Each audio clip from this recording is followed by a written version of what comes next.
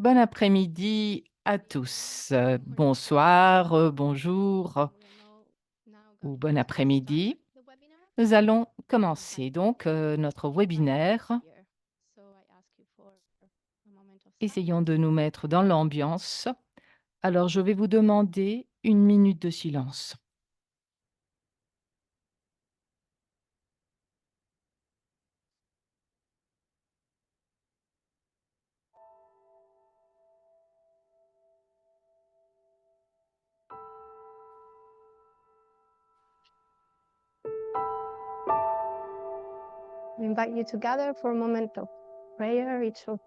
Nous vous invitons à vous recueillir dans la prière en silence, selon votre religion.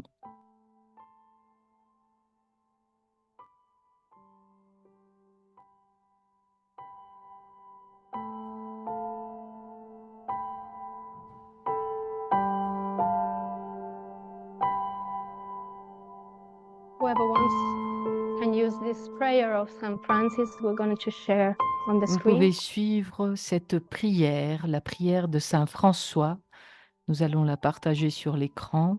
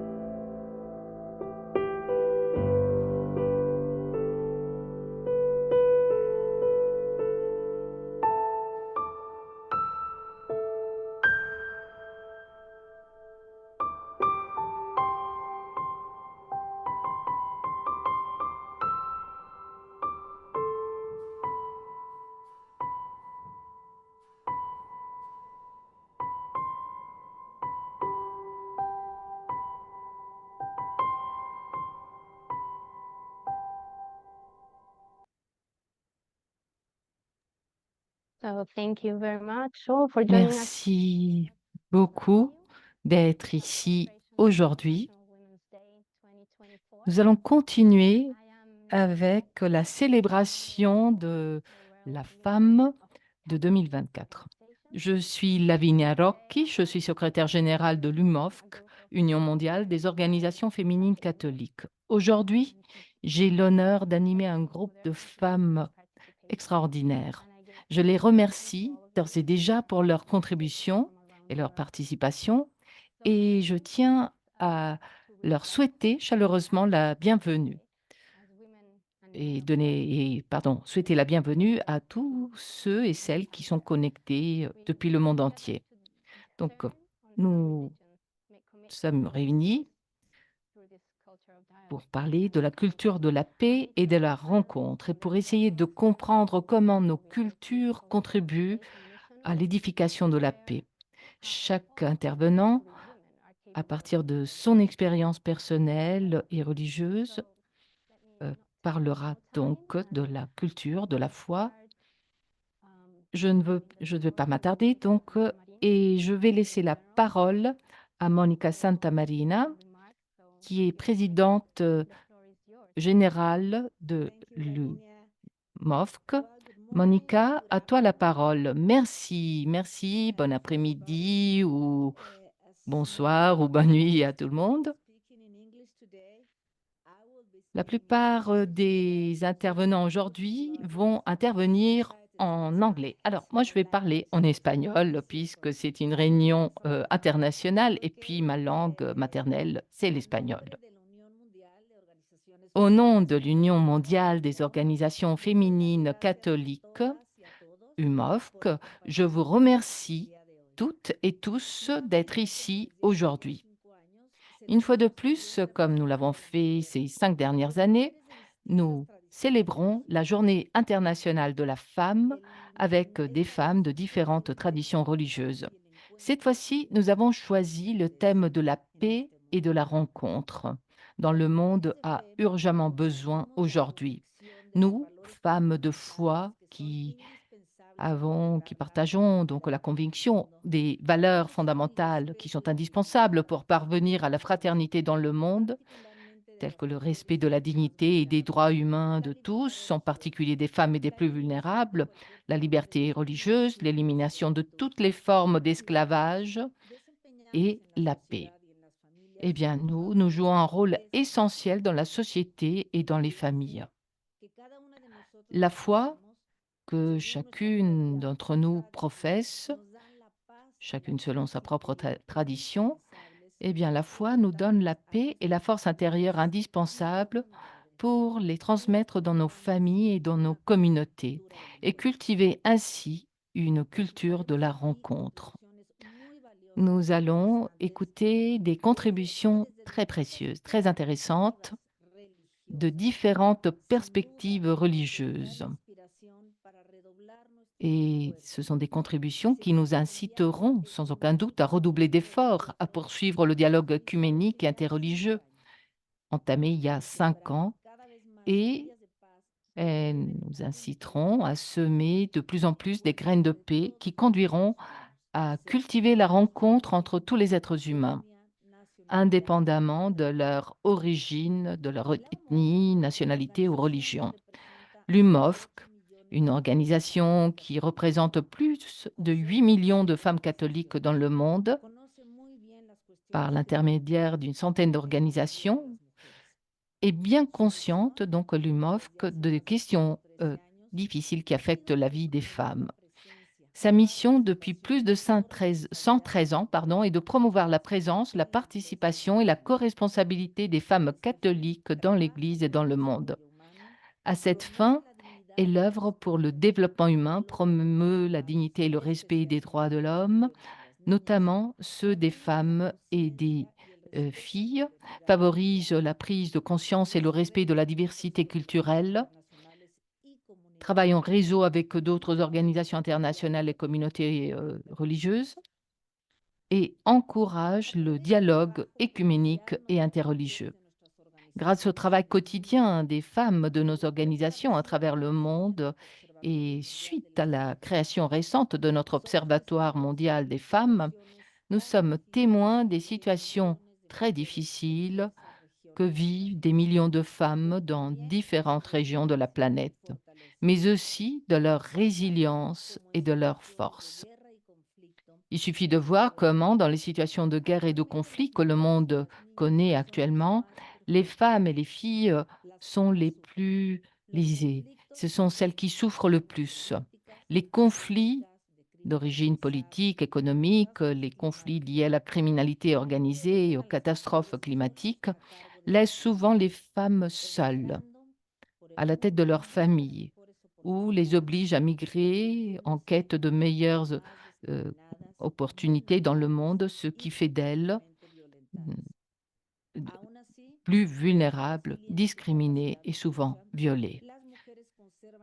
Et pourtant, grâce à leur résilience et à leur capacité d'écoute, les femmes sont capables d'être bâtisseuses de dialogue et de paix. C'est ce que nous avons vu lors de la pandémie de Covid-19. En effet, l'une des spécificités des femmes, c'est leur capacité à créer des relations humaines. Pour les femmes, il est naturel de promouvoir un climat dans lequel les personnes peuvent grandir et un environnement qui favorise l'inclusion des autres, notamment des plus faibles. Une culture donc de la rencontre. Ensemble, nous, femmes de foi, nous essaierons aujourd'hui de discerner comment nous engager à construire la paix à travers la rencontre. Chacune d'entre nous a dans ce processus une petite part de co-responsabilité. Sa sainteté, le pape François, nous demande de promouvoir des actions qui renforcent la paix et qui mettent fin aux conflits et aux guerres qui continuent d'engendrer la pauvreté et la mort. Il nous appelle à nous unir pour éduquer et dialoguer pour une humanité plus fraternelle et un monde plus juste, plus respectueux et plus pacifique. Le Saint-Père nous demande de remettre le mot ensemble au centre, et c'est ce que nous essayons de faire. En effet, ce n'est qu'ensemble, hommes et femmes, dans la fraternité et la solidarité, que nous pouvons construire la paix, garantir la justice et surmonter les événements les plus douloureux. Dans cet effort pour cultiver la culture de la rencontre, l'UMOFC, avec le réseau du Dicaster pour le dialogue interreligieux,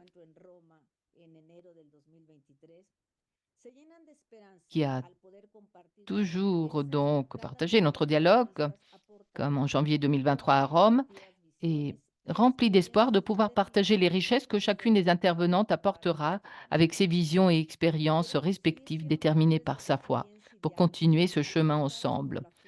Continuons à être des femmes de résilience et de dialogue, nourries par la foi qui nous permet de surmonter l'adversité avec force et espérance.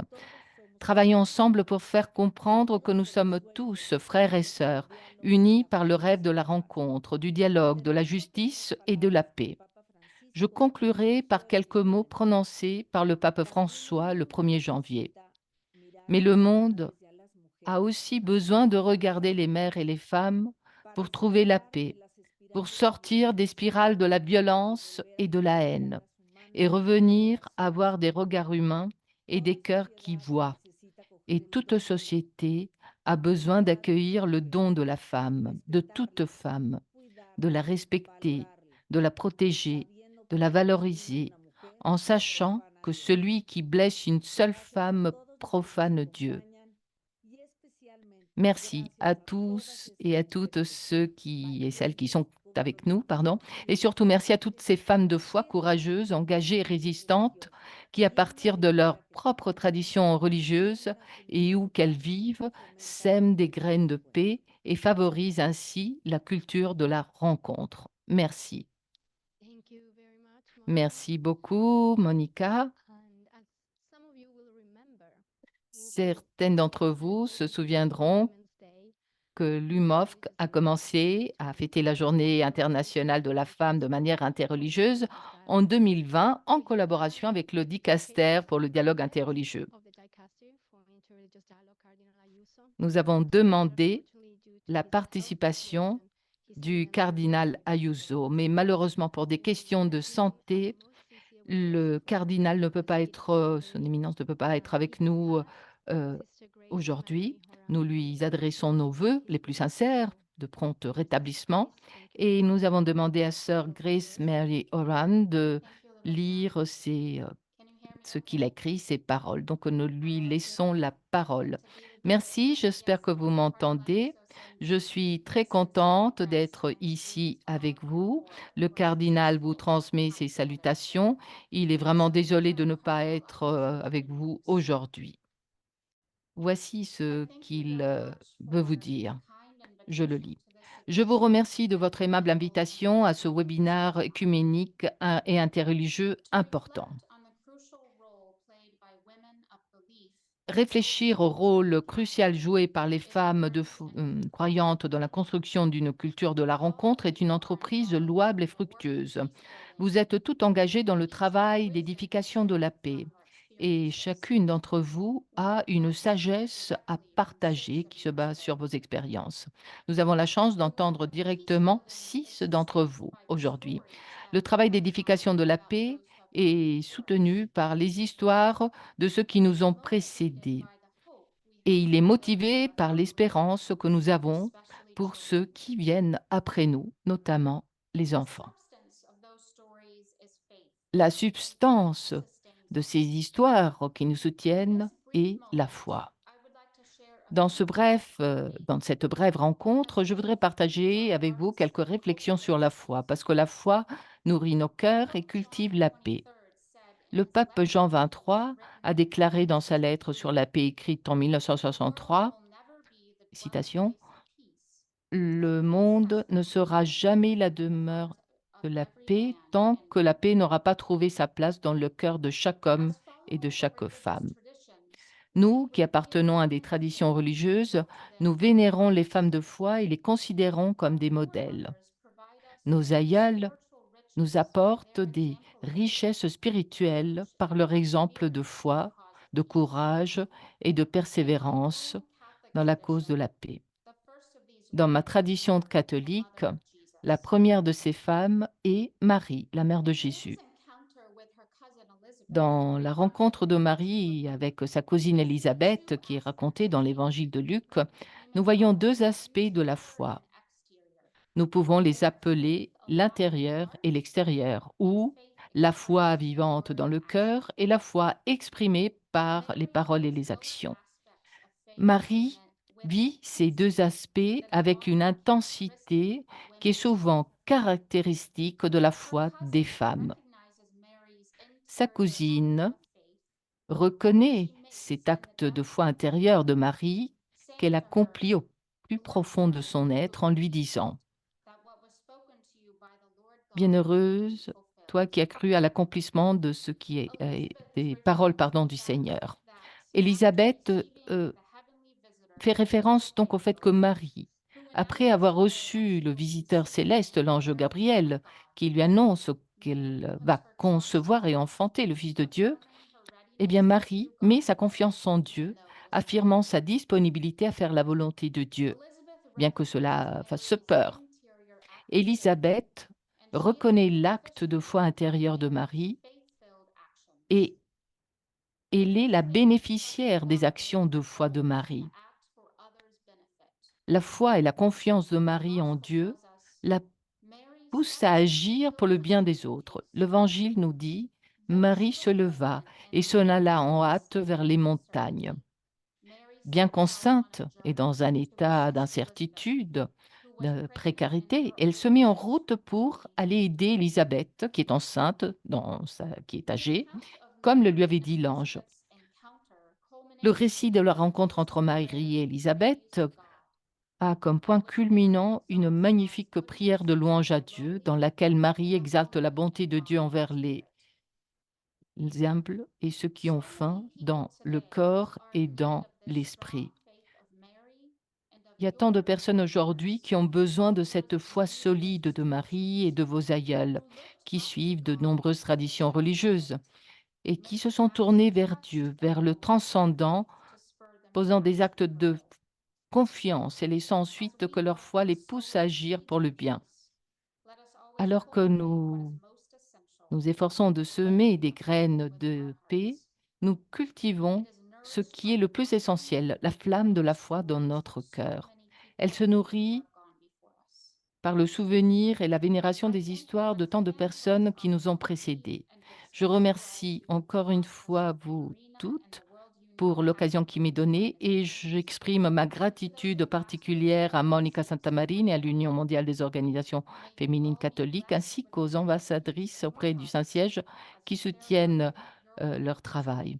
Puissiez-vous tous être bénis par le don de la paix dans votre cœur alors que vous poursuivez l'œuvre pour faire du monde un lieu plus pacifique. Merci, merci beaucoup d'avoir lu les paroles de son éminence. Je suis Pardon, ce seront vraiment des paroles très inspiratrices. Maintenant, nous allons passer à aux intervenantes. Donc, ce sont des femmes qui appartiennent à des religions, des traditions religieuses différentes. Certaines d'entre elles nous accompagnent depuis longtemps dans ce dialogue. Certaines d'entre elles, font partie d'un réseau qui, travaille depuis 1 an. Donc chacune parlera à partir de ses expériences et elles nous partageront leurs témoignages pour nous inspirer, nous motiver, nous aider à répandre la paix et à cultiver la rencontre. Nous allons d'abord commencer par la perspective islamique avec la contribution de Madame Rudina Kolako. Elle est la fondatrice et la directrice exécutive du Centre des femmes pour le développement et la culture en Albanie. Elle est également directrice du département des femmes du Centre de collaboration interreligieuse d'Elbasan. Forte de son expérience directe, elle nous parlera de la prévention de l'extrémisme chez les jeunes.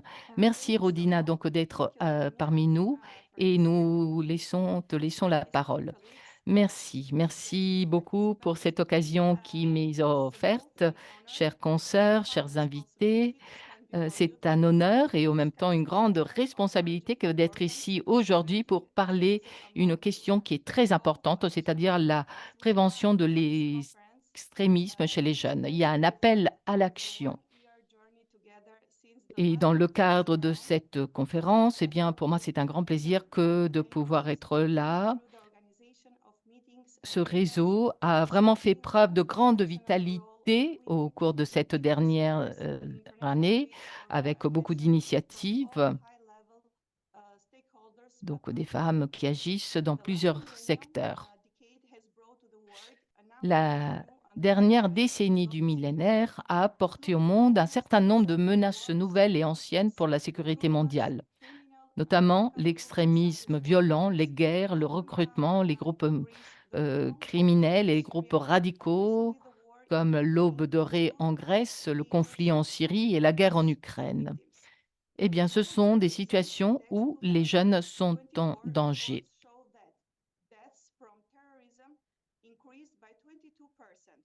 Donc, il y a une aggravation donc, du, en termes de terrorisme. Aujourd'hui, nous arrivons nous atteignons des chiffres, les chiffres les plus élevés. Eh bien, il y a une grande menace donc pour la sécurité mondiale. Il y a donc plusieurs menaces dans ce millénaire qui ont entraîné des problèmes au niveau de la sécurité. Donc, il y a aussi les questions de la santé, les questions de l'environnement, mais tout cela est dû au fait de devoir faire face à des défis mondiaux. Pour la première fois, nous voyons que les femmes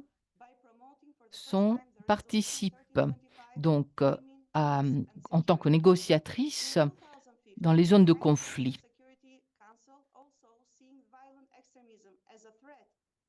En 2015, l'extrémisme a été considéré justement une grande menace contre les jeunes et la résolution 1325 a été approuvée par les Nations unies pour faire face à cet extrémisme violent qui a souvent comme cible justement les jeunes. Les jeunes, qui représentent 1,2 milliard de personnes, soit 16% de la population mondiale, peuvent être particulièrement vulnérables aux messages des extrémistes et des organisations terroristes.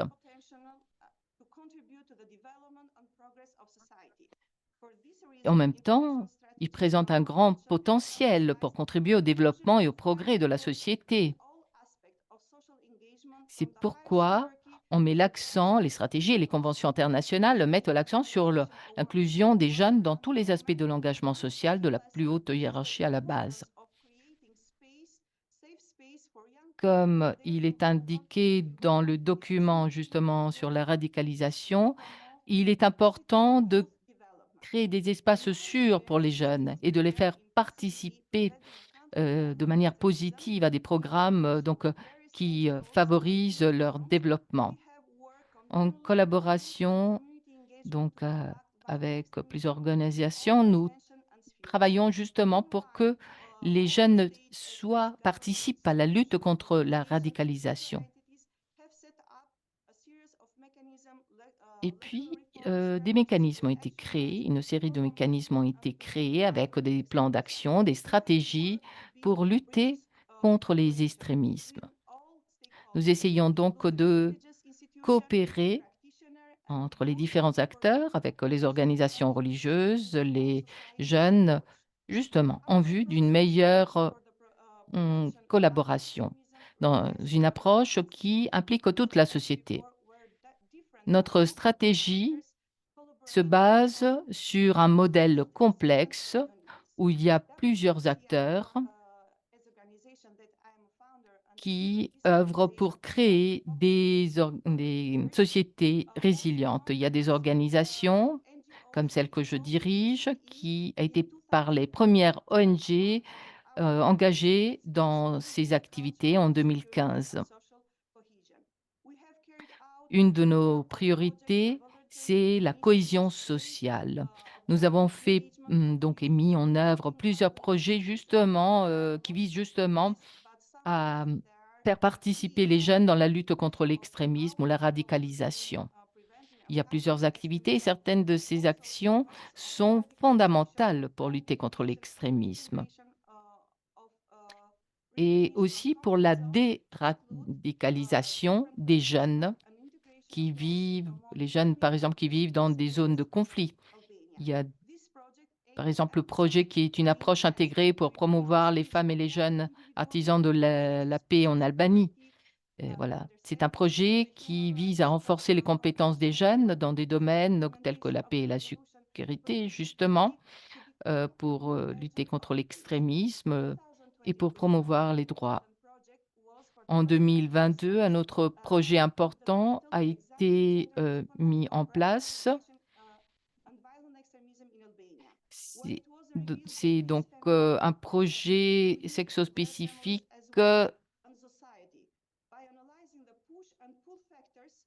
en Albanie. Plusieurs facteurs ont été examinés au niveau macro et au niveau micro pour constater quels sont les facteurs donc qui poussent à s'unir à des groupes extrémistes. Eh bien, l'objectif, c'est de faire justement participer les jeunes à la construction de la paix, pour qu'ils soient promoteurs de la paix en les faisant participer à des conférences, à des forums, même au niveau des municipalités ou au niveau national, en travaillant avec des organisations internationales qui œuvrent non seulement en Albanie, mais dans toute la région. Donc l'objectif, c'est de créer des espaces nouveaux pour les jeunes, justement pour les engager, pour faire entendre leur voix. Le phénomène de l'extrémisme, de la radicalisation ont un impact évidemment sur la sécurité de nos jeunes. Nous nous occupons aussi de projets pair à pair, donc qui nous permettent d'aller à la rencontre de centaines de jeunes dans des zones rurales et cela nous permet de faire de ces jeunes des promoteurs de la paix. Surtout là où les jeunes, dans ces zones ou régions dont les jeunes sont à risque. Un autre point important, c'est que nous donnons aux jeunes des espaces et des possibilités de comprendre comment justement participer, comment lutter contre la radicalisation, l'extrémisme violent. Depuis 2019 jusqu'à 2024, eh bien 3 000 jeunes ont participé à notre projet, donc un projet de promotion de la paix au quotidien. Nous demandons donc de s'exprimer contre l'extrémisme et contre la violence. Et puis, un autre point important, ce sont ceux qui donc œuvrent dans les communautés religieuses et qui aborde ces questions d'un point de vue, justement religieux. Eh bien, nous avons un groupe d'ONG au niveau local avec, lesquels nous avons promu ces camps d'été pour des échanges avec les étudiants. Eh bien, c'est un programme important non seulement pour lutter contre l'extrémisme ou la radicalisation, mais aussi pour faire face aux menaces qui peuvent toucher ces jeunes. L'Albanie a besoin de plus d'investissement de, et plus de coopération. Donc, on n'en est qu'à une phase embryonnaire. Généralement, en Albanie, l'extrémisme est assez faible, mais c'est un pays qui, comporte quand même où il y a quand même des risques. L'Albanie est très fière donc, des résultats qu'elle a obtenus.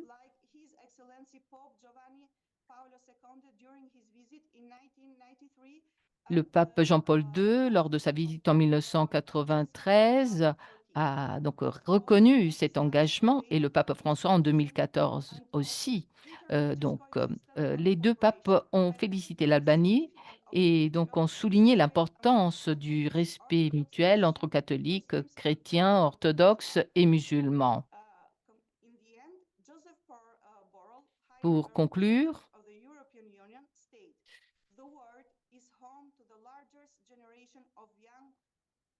eh bien, le monde dit Joseph Borrell, le monde abrite la plus grande génération de jeunes de l'histoire, mais où malheureusement 600 millions de jeunes vivent dans des situations de conflit ou de fragilité. Et environ 264 millions d'enfants et de jeunes ne sont pas scolarisés. Il est de notre responsabilité de veiller à ce que les jeunes disposent des moyens et des opportunités nécessaires pour s'épanouir pleinement et participer à la vie quotidienne.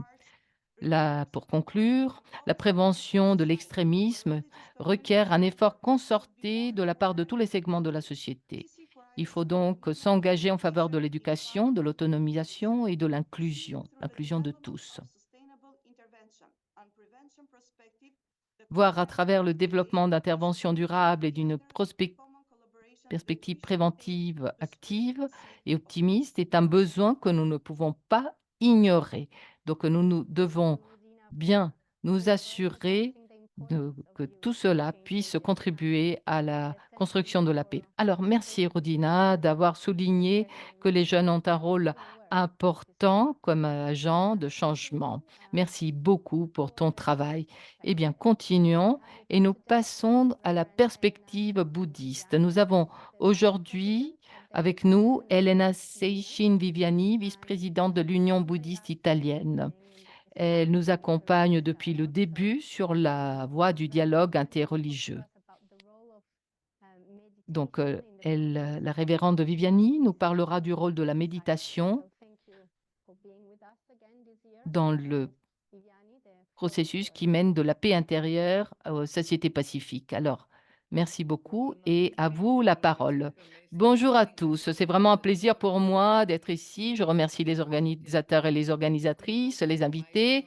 Certains visages sont pour moi maintenant très connus, très familiers. C'est devenu un rendez-vous très intéressant, très stimulant pour nous tous. Bienvenue en tout cas.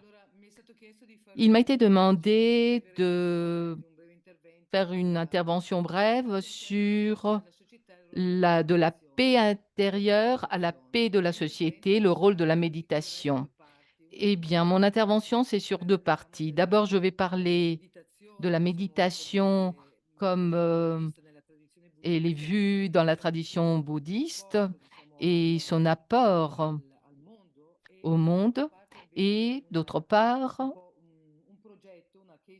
je vais parler d'un projet que l'organisation bouddhiste italienne suit depuis plusieurs années, mais qui est né avant nous.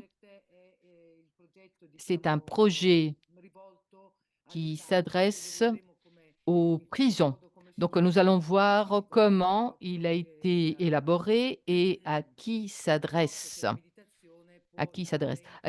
Comment la méditation peut aider pour la paix, pour la transformation des personnes détenues, mais pas seulement. Je vais faire un préambule. Nous savons que la méditation dans les religions peut être comprise de différentes manières et que les diverses expériences méditatives sont toutes regroupées sous le dénominateur commun de méditation, ce qui crée une certaine confusion. Michael West, dans son ouvrage The Psychology of Meditation, dit que les pratiques méditatives sont aussi diverses que les danses rituelles des tribus africaines. Et les exercices spirituels des pères du dessert étaient des pratiques méditatives au même titre que les types de méditation dans le monde tantrique tibétain. Comprendre la valeur de la méditation, c'est opérer une véritable révolution dans notre vie, nous ouvrir à voir la réalité telle qu'elle est, c'est-à-dire non plus conditionnée par notre égocentrisme et nos attachements et à ce que nous pensons être juste et convenable, mais ce qui ne fonctionne généralement que pour nous-mêmes et le plus souvent mal. Dans le bouddhisme, malgré les différentes écoles, la méditation a une configuration précise qui la distingue de toutes les autres modalités. Il s'agit d'une méditation qui repose sur une modalité essentielle appelée la conscience. Alors, vous savez, ou prise de conscience, vous savez, souvent on parle de mindfulness ou donc pleine conscience, et c'est une pratique qui a été introduite aussi dans les relations d'entraide ou dans les centres de santé, dans les maisons de détention, comme nous allons voir. Dans les textes anciens du bouddhisme, la pleine conscience, sati, signifie conscience de soi, l'introspection qui devient une habitude quotidienne. C'est une sorte de époquée, c'est-à-dire une mise entre parenthèses de tout ce qui existe comme étant conditionné. Elle nous conduit à prendre de la distance du monde, mais en même temps, elle est de savoir saisir les différentes facettes des phénomènes du monde sous toutes leurs formes, nous permettant ainsi de prendre conscience du monde lui-même et de l'impermanence de tout ce qui nous entoure. Aujourd'hui, la méditation est souvent comprise comme un état de euh, détente, relaxation bénéfique d'un point de vue psychologique et thérapeutique, ou pire encore, comme un état d'esprit dissocié ou altéré dans lequel se produisent des phénomènes de transe et d'extase dans le naufrage méditatif. Alors, il n'y a rien de plus éloigné de ce que nous appelons la conscience ou de ce que Heidegger lui-même définissait comme l'abandon tranquille à ce qui est le plus digne d'être demandé. La méditation dont nous parlons est pure conscience, en continuité avec la vie, et il s'inscrit dans notre contemporanité parce qu'elle nous interpelle aujourd'hui, elle nous remet en question et elle est prometteuse pour nous tous qui vivons dans un état de malaise extrême dans notre société. C'est donc le seul refuge contre les menaces qui surgissent à la fois à l'extérieur et à l'intérieur de nous-mêmes. À l'extérieur de nous, la société apparaît chaotique et menaçante en raison des situations de stress constant et d'agression que nous subissons. Le désert grandit autour de nous et la dispersion de l'esprit est de plus en plus grande. Nous sommes de plus en plus entraînés loin de nous-mêmes par un monde médiatique, agressif et de plus en plus dépersonnalisant qui érode, mine les fondements même de notre possibilité de faire l'expérience. Nous sommes entraînés de toutes parts, mais toujours et inévitablement loin de nous-mêmes, dépouillés de notre déjà maigre capacité à entrer en nous-mêmes. Grâce à des stratégies toujours nouvelles qui utilisent des outils aussi puissants que subtils pour annihiler notre capacité à comprendre ce qui se passe réellement dans notre esprit en réponse à des images et à des stimuli émotionnels de plus en plus dérangeants. Le déficit d'attention dont souffrent les enfants et les adolescents en crise d'identité, mais aussi les niveaux d'anxiété de plus en plus élevés dans certaines couches de la population en sont désormais la preuve. Nous sommes devenus esclaves de nos pensées qui, si elles ne sont pas, si elles sont libres, disons, sans être maîtrisées, font un bruit assourdissant à l'intérieur de nous et augmentent nos inquiétudes en amplifiant tous les problèmes. Les causes de cette menace continue pour notre équilibre mental sont induites par des causes extérieures à nous, mais aussi par la faiblesse de l'esprit à l'intérieur de nous-mêmes. Il nous est de même de plus en plus difficile de maîtriser nos pensées, nos actions, et nous vivons presque une sorte d'implosion interne. La valeur de la méditation devient de plus en plus évidente. Avec la méditation, il s'agit d'entreprendre un travail intérieur, comme a écrit Corrado Penza, qui est décédé justement ces jours-ci. C'était pour nous, bouddhistes italiens, un guide.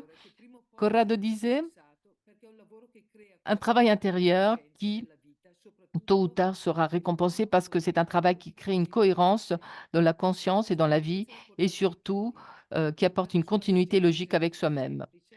La pleine conscience, c'est à la portée de tous et repose sur la magie d'un simple exercice qui peut résumer tout un programme de vie spirituelle. Mais la méditation ne doit jamais être séparée de l'action. Nous savons que le bouddhisme est né comme orthopraxie et comme thérapie. Bouddha est appelé le grand médecin et ses enseignements sont appelés la grande médecine. Donc, l'action et un donc, pas tant action et pas seulement théorie. L'action est donc interne à la méditation. L'action est méditation et concentration et vice-versa. La méditation a des structures et des règles. Elle devient donc une action en tout point de vue. L'action générée par la méditation consiste à être totalement dans le monde, car ce monde est transformé et régénéré par le travail intérieur. L'action est l'acte de solidarité. L'ouverture aux autres sont des conséquences nécessaires de la méditation. La pratique des vertus, équanimité, compassion, gentillesse ou bonté et charité, eh bien, cette pratique des vertus est perfectionnée par la pratique d'une vie d'action impliquant des attitudes et des comportements appropriés envers les autres. L'acceptation intérieure permet une action Mmh, clair.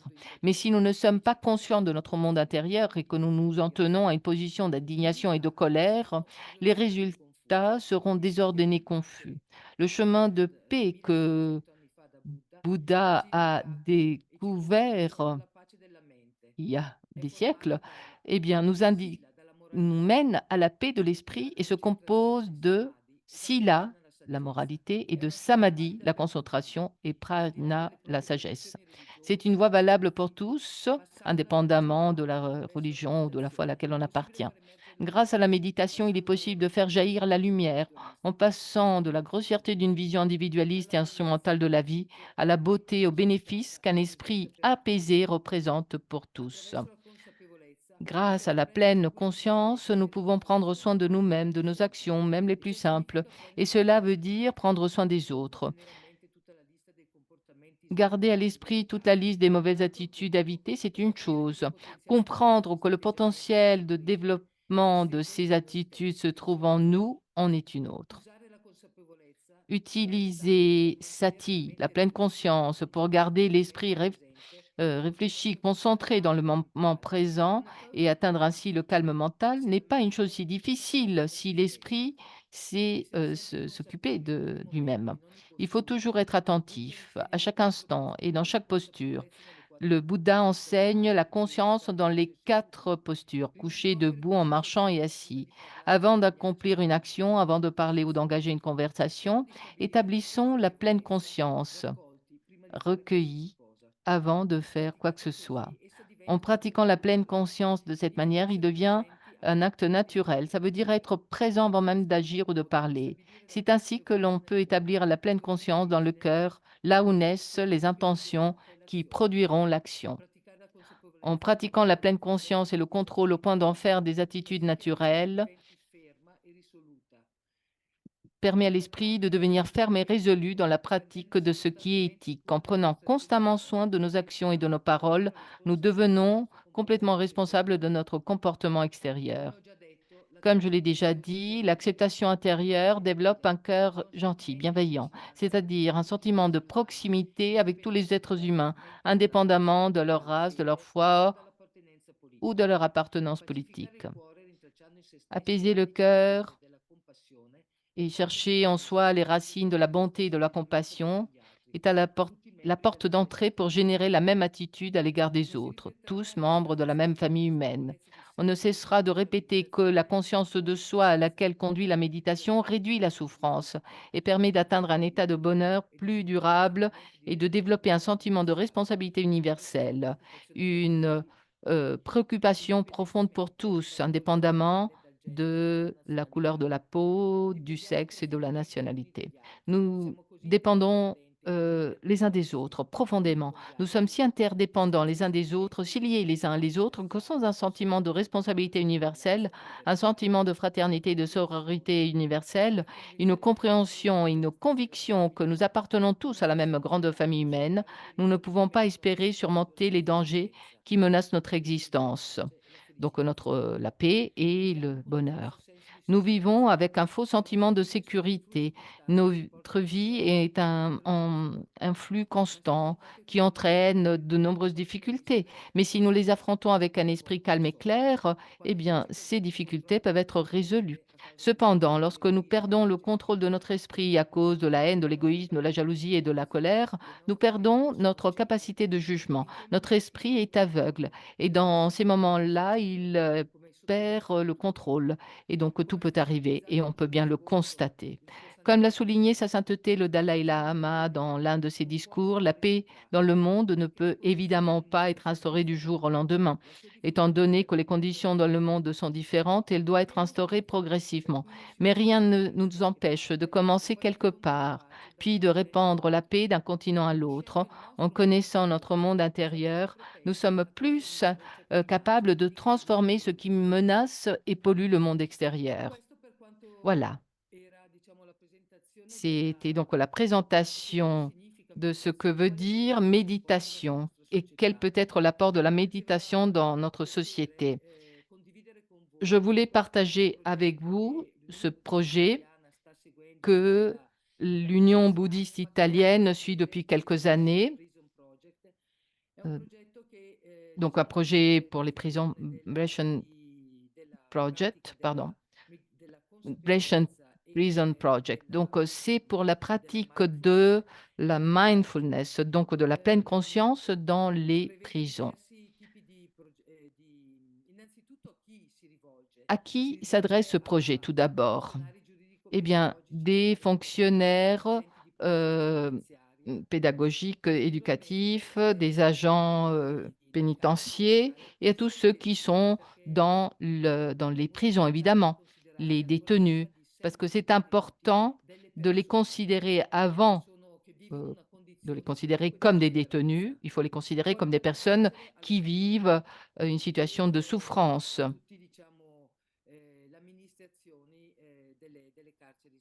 Donc, c'est un projet qui s'adresse à tout le monde, même à l'administration dans les prisons. Nous avons eu plusieurs reconnaissances institutionnelles et avec l'université, nous sommes en train de terminer donc une étude justement sur la pratique de la prise de conscience ou de la pleine conscience dans les prisons. Nous sommes présents dans beaucoup de villes italiennes, Milan, Livourne, Pise. Alors, je ne vais pas nommer toutes les villes. Et donc, il y a beaucoup d'agents.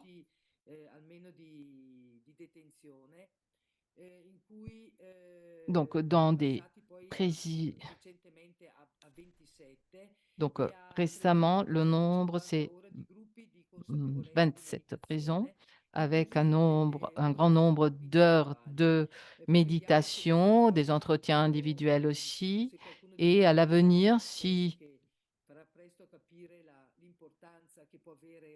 vous comprendrez donc, et je pense que vous le comprendrez, l'importance de la méditation dans des lieux de souffrance comme les prisons, eh bien, ce projet peut aider non seulement ceux qui doivent rester pendant une période de leur vie dans un lieu de détention, dans une prison. Ce qui est important aussi, c'est le support que nous pouvons offrir à travers cette pratique de prise de conscience, de pacification des personnes, en s'adressant aussi à ceux qui sont en dehors, à la famille, à ceux qui attendent le retour de leurs proches à l'extérieur. Merci. Merci, merci beaucoup. Merci beaucoup, révérende Viviani, pour avoir partagé donc ce projet et cette idée de la pleine conscience. Voilà, merci de nous avoir parlé de ces projets pour les prisons. Vous serez d'accord avec moi qu'on apprend toujours quelque chose de nouveau dans ces rencontres à travers l'expérience des autres. Maintenant, je vais laisser la parole à Swamini Amsananda Giri.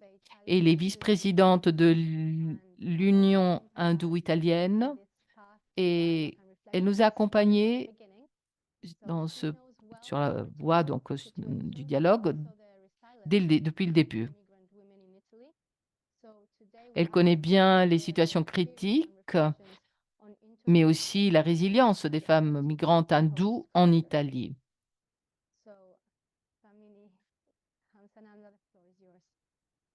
Donc, c'est pourquoi nous lui avons demandé aujourd'hui de nous parler du dialogue interculturel et les attitudes des cultures d'accueil. Et nous lui laissons la parole. Le micro, s'il vous plaît. Est-ce que vous m'entendez? Oui. Merci. Merci pour cette invitation. Bonjour à tous. Je suis très heureuse de voir beaucoup d'amis. Je vous salue tous et toutes, notamment ces amis que j'ai rencontrés au cours de ces longues années de dialogue interreligieux. Et je voudrais aussi saluer le cardinal Ayuso et lui assurer plutôt mes prières et lui souhaiter un bon rétablissement. Je suis très heureuse de m'unir à vous aujourd'hui pour célébrer la Journée internationale de la femme. C'est une journée qui est célébrée pour honorer les conquêtes sociales, économiques, culturelles, politiques des femmes. Et grâce à Dieu, des voix religieuses s'unissent à ce cœur. Des voix qui déclinent le mot paix et le mot rencontre. La vision de la femme indienne eh bien, est caractérisée par beaucoup de difficultés. La femme indienne est souvent vue comme une femme qui subit, ce qui n'est pas vrai. Mais je pense que c'est ce qui se passe souvent dans la vision que l'on a de la femme. Les femmes ont une force particulière que nous appelons Shakti. Une civilisation, dit-on, peut être jugée par la place que cette société donne aux femmes. Eh bien, un des nombreux facteurs qui justifient la grandeur de l'ancienne culture indienne et l'hindouisme, quand il est né, c'est justement la place d'honneur qui a été accordée aux femmes. La société ancienne considérait qu'une fille valait 10 fils. Et dans les textes, on lit, là où les femmes sont honorées, c'est là que se trouvent les dieux. Donc les femmes avaient les mêmes statuts que les hommes dans tous les secteurs de la vie. Et d'après les anciennes écritures hindoues, aucun rite religieux ne peut être porté à la perfection par un homme s'il n'y a pas la participation de la femme. Mais la condition de la femme et ce qu'elle représente, ce que les femmes représentent, a beaucoup changé. À l'époque médiévale, leur statut s'est dégradé et l'inégalité de genre devient un des grands problèmes. À l'époque moderne, des réformateurs sociaux comme Mohan Roy ou Mahatma Gandhi, donc avec son leadership éclairé, ont réaffirmé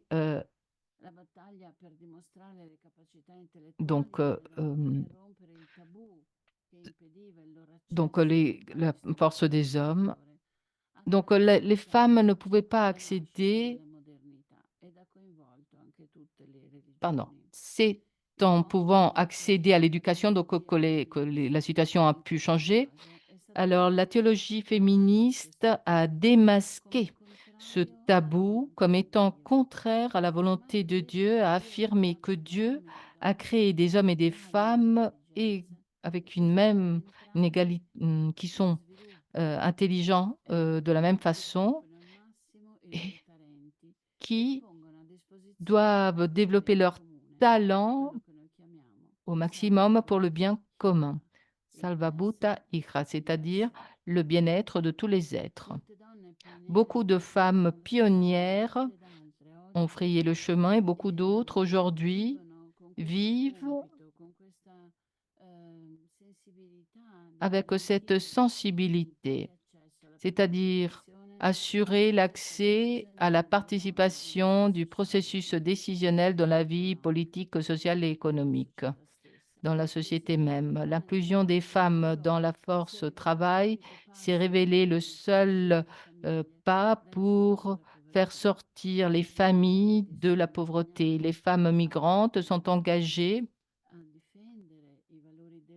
dans la défense des valeurs de la famille, au sein de la famille, mais elles sont aussi une ressource sociale et économique.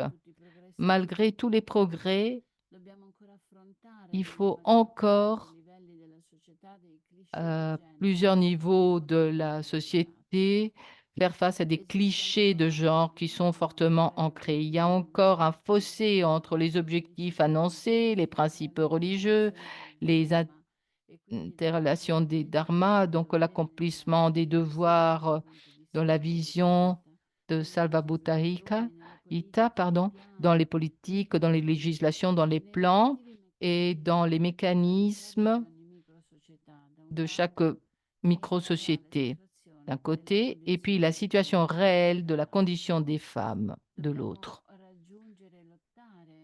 Nous devons lutter pour que les libertés soient reconnues, être femme dans la diversité et non pas des femmes habillées en hommes. Et c'est ce que les hommes et les femmes doivent faire à travers les religions et les cultures. Les femmes ne doivent pas renoncer ou oublier le pouvoir de l'aspect éducatif qui naît et se développe au sein de la famille qui est le premier noyau social. C'est au sein de la famille que l'on vit l'amour, qu'on connaît l'amour et qu'on apprend à vivre l'amour. C'est là qu'on apprend le dialogue. C'est là que les femmes peuvent exercer la possibilité de transmettre les valeurs de l'égalité, du respect réciproque et les valeurs spirituelles. Les femmes sont les gardiennes par excellence de tout ce qui est pur et religieux dans la vie. C'est ce que disait le Mahatma Gandhi, ce que disait Gandhi, pardon.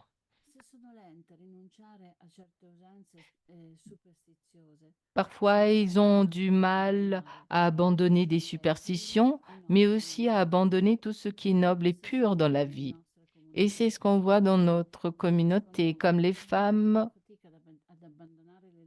ont parfois des difficultés à abandonner leurs habitudes dans la vision d'une société trop rapide, consumériste. Les femmes ont encore cette volonté, ce désir de transmettre aux enfants ces valeurs qui sont uniques et qui sont anciennes comme les montagnes. Mahatma Gandhi continue en disant la femme, c'est la compagne de l'homme, elle a les mêmes capacités intellectuelles, elle a le droit de participer à l'activité de l'homme dans tous les détails, elle a le même droit à la liberté, à l'indépendance, elle est qualifiée pour avoir une place dans son activité comme l'homme l'a dans sa propre activité. Ça devrait être la condition naturelle des choses et pas seulement le résultat du fait d'apprendre à lire et à écrire. Ce n'est qu'en vertu,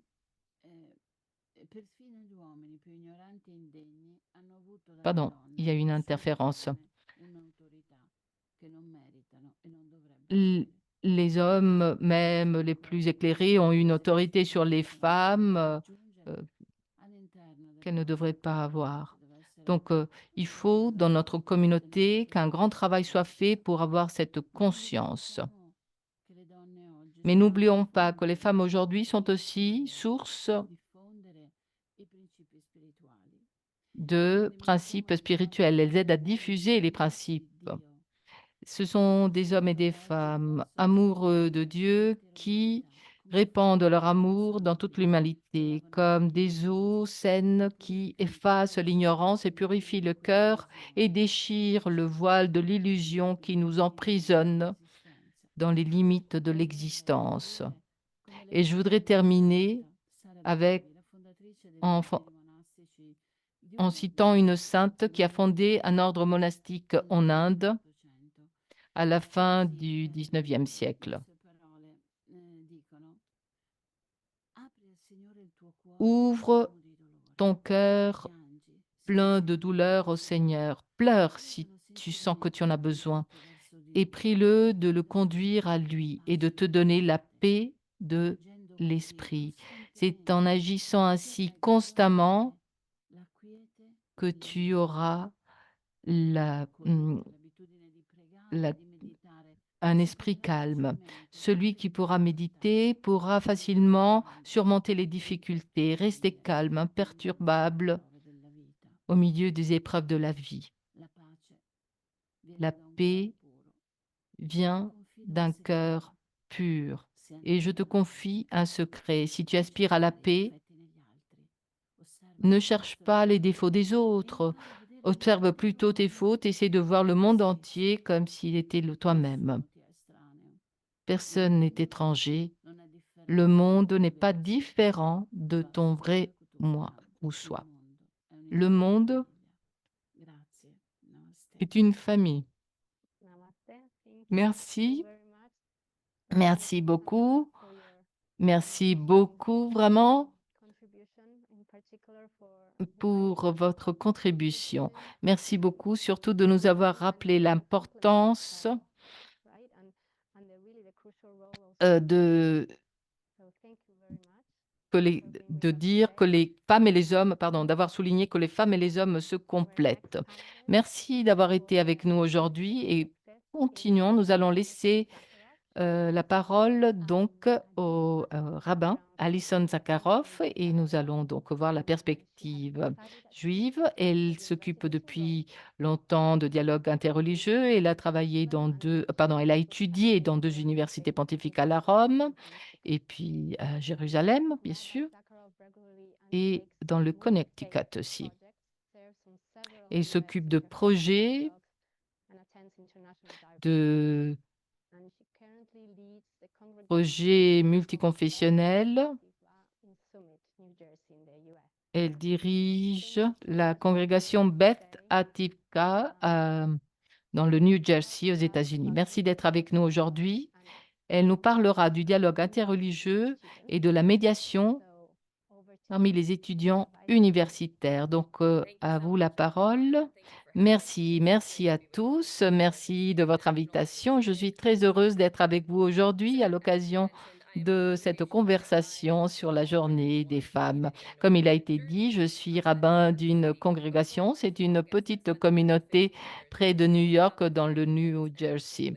J'ai fait j'ai étudié donc des religions différentes et j'ai dialogué avec des personnes de heu, religions différentes. J'ai fait mes études dans près de plusieurs institutions et l'année dernière, j'ai travaillé avec la New York University, donc sur la vie spirituelle et la discrimination religieuse. Donc, alors j'ai été donc, recrutée non seulement parce que je suis, rabbin, mais aussi en raison de mes études sur les religions. Alors, je vais parler de quelques événements, la violence au Moyen-Orient de ces derniers mois et de l'antisémitisme. Alors, il y a plusieurs exemples concrets de travail interreligieux au niveau universitaire universitaire. Il y a beaucoup de cercles, par exemple, qui s'occupent du dialogue entre chrétiens, musulmans, juifs. One example was at Utah Valley University, which is out in a state that is a majority members of the Church of Jesus Christ of Latter-day Saints. Depuis They 30 ans, had donc, il y a where de students came nombreuses together to talk initiatives about dans ce sens qui sont prises. Illinois. There's an Illinois Par exemple, university il y that a des participates cercles, in des the same groupes conference every year. où les The étudiants Midwest is not always known for being a peuvent, college space, and yet I was there discuter, at the conference last year, et and dans les everyone found différents the États information, the américains, education, the plusieurs awareness in initiatives the sont field and prises the work in the field is very moving as folks pour engage. promouvoir, justement le dialogue A lot of interreligieux. campuses have purposeful modeling of respectful dialogue. Un So grand for nombre example, panels d'universités where they'll bring together ont professors of different des religions modèles to de talk about dialogue different respectueux, topics par and exemple joke des tables saying, is this the rondes kind of où il y a dialogue des that is représentants des possible within différentes every religions, university? justement pour montrer Some aux universities étudiants que ce focus dialogue on the est worship of their possible et university where they nécessaire. expose Par students to exemple, different il y a religions. And des often there are visites courses dans taught des by other temples, dans des faiths, such as églises. rabbis Il and y a priests talking about aussi, a topic of common des interest. prêtres ou des rabbins qui So in the sont United States, invités there's an pour parler organization de called telle ou Interfaith telle America, question. formerly Interfaith Youth Forum, Aux IFYC, États-Unis, which is a great il y a la institution that is really Interstate focused on America, training our qui college est une students grande how to have institution respectful qui dialogue s'occupe about religion. justement de la At formation their des original étudiants, cohort of 18 universitaires au programming respect. people, Ils les they were forment au focused respect des autres suited religions. to both Donc, support college ces students and étudiants, support those of us that are past college.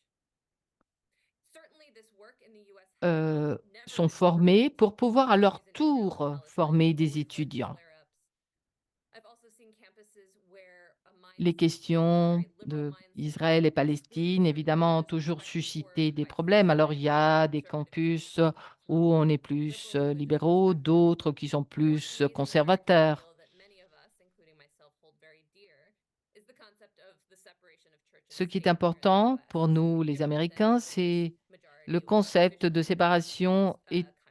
Here in the État-Église US sometimes aux allows for États-Unis. dialogue on campuses because as folks are perhaps not as comfortable with religious perspectives, it would be C'est une better for them to idée select their side qui publicly permet rather than de being treated poorly dialoguer and davantage perverted dans les by religious universités, diversity. So now to speak for a minute about the Jewish parce que experience on justement, campus, and I am on one Jew promeut and la one Jewish différence kid, so please religieuse. note a lot of folks have Maintenant, je different voudrais vous parler experiences. So I have often seen in college spaces de actually how Jewish students are really l'expérience de ma disengaged from the religion interfaith dialogue. And there are a lot of historical dans, reasons for this that I don't have time les to share, campus. but Alors, one I will il y a share parfois is look, des it is étudiants qui sont de vrais Jewish leaders identity dans is le difficult dialogue when folks are interreligieux. really engaging with their Alors, le neighbors and thème de combating l'espérance racism est stereotypes. très We important. hope that by Nous sharing our ideals, pensons people will make better pouvoir assumptions lutter about us and maybe contre feel less fear of what l'antisémitisme they du don't moment know. que d'autres But in order to personnes become an ally, we s'engagent, have to be able to et understand donc what qui those nous interests connaissent relate et qui to. auront moins de préjugés à notre We égard. are a minority, and it can sometimes be easy Nous to forget pensons that, que but la we are connaissance, very justement, truly a peut minority aider around the à world. réduire, voire Looking to éliminer interfaith ces dialogues problèmes. Mais makes nous it sommes une clear that there minorité, are fewer of us to share our perspectives. This is a challenge of many donc ils ne minorities, sont as pas our très interfaith nombreux, dialogue can ceux only have a qui handful of Jewish partagent nos guys. We're perspectives. asked again and again to be on that, which Et is il y a beaucoup de beautiful and also minorités makes qui the sont most of our confrontées à ce program. problème. It also means that a lot of people have never actually met a Jewish person Cela veut in dire any aussi significant way, qu'il y a which beaucoup de means a lot of personnes explaining, a lot of work on our qui ne part to connaissent try to pas du tout actually de get to juifs. understand it, which is a beautiful opportunity and also Donc il challenging and faut not everybody comes expliquer. across that because it is a lot of work. Donc c'est une opportunité, mais en même temps, Which c'est means un that a lot of défi. times people rely on stereotypes because they don't know Jews, so they Souvent, can't meet Jews. Like when I was in college and somebody met les me and said, "Oh, personnes you're se from basent sur Illinois," des I said, "I'm stéréotypes. Warrensburg," which is of Comme course ils the ne connaissent incorrect English pas de translation of juifs, Hebrew word. justement. So what this brings me to is that a lot of this Quand j'ai results in commencé à prejudice. aller à l'université, par exemple, j'ai I été mentioned hope confrontée earlier, à beaucoup and de we can préjugés. hold on to hope as a Jewish Et c'est people. The sad c'est thing le is that manque de often connaissances, not justement, qui ever entraîne those hopes have l'antisémitisme. diminished. As a minority that has always faced Et anti-Semitism souvent, and les choses racism, ne and vont as people know, pas I hope if you're not familiar comme with Israeli nous voudrions. anti-Semitism and how it is a unique hatred that comes up every Alors, generation, si I vous ne hope you can connaissez do some pas research on l'histoire de that. l'antisémitisme, Anti-Semitism has eh always bien, been je vous there in some conseille de ways, lire quelque for chose à some, cette for question some of parce que us throughout our c'est lives, quelque chose de for très some perhaps particulier. below the surface, depending on C'est our context. But in my life, very much under the surface, and parfois, still ce very n'est pas much in évident, many mais moments. il y a donc We've seen un all too often the antisémitisme one-sided qui reste attacks parfois since enfui the et puis massacre on qui October 7th ressort et nous l'avons vu.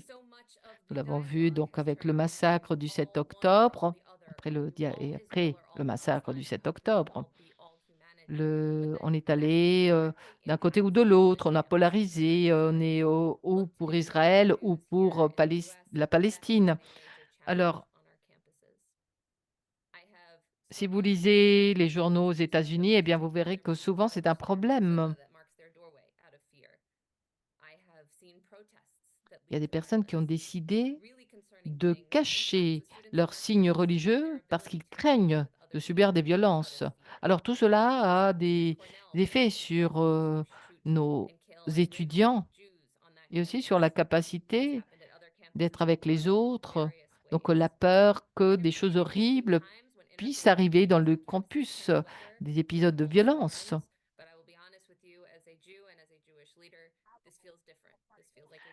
Alors, j'ai vu que le dialogue peut beaucoup aider, mais en ce moment, c'est beaucoup plus difficile, beaucoup plus que par le passé. Mais je ne peux conclure qu'avec une note d'optimisme. Et revenons à la question de l'espérance. En tant que juifs, nous devons contribuer à un monde futur qui sera un monde de paix. C'est la mission que Dieu nous a donnée. Alors c'est ça le dialogue interreligieux, aller dans cette direction. Alors parfois peut avoir l'impression que c'est impossible, mais l'objectif de ces dernières décennies, justement, c'est de dialoguer, et cela grâce aux femmes aussi. Alors même si en ce moment le dialogue est très difficile, j'espère qu'un jour on pourra revenir à converser, à parler de nos différences qui sont grandes, mais qui sont aussi une grande source d'inspiration. Merci, merci beaucoup d'avoir partagé votre expérience concrète de ce qui se passe aux États-Unis dans le monde universitaire, dans le milieu universitaire. Maintenant, nous continuons et voyons maintenant la perspective écuménique. Je voudrais vous présenter donc la révérende Kutsipa Nalwamba, donc du Conseil œcuménique des Églises, de l'Église de Zambie, l'Église unie de Zambie donc. Et les professeurs adjoints à l'Institut œcuménique du Conseil œcuménique des Églises, affilié à l'université à Bossé, donc affilié à l'université de Genève. Donc, nous lui avons demandé de parler du rôle des femmes leaders des communautés chrétiennes, qui dirigent les communautés chrétiennes et leur collaboration au processus de paix. Merci, merci pour cette invitation. Eh bien, je voudrais tout d'abord souhaiter au cardinal Yousso donc une bonne guérison. Une fois par an, nous nous rencontrons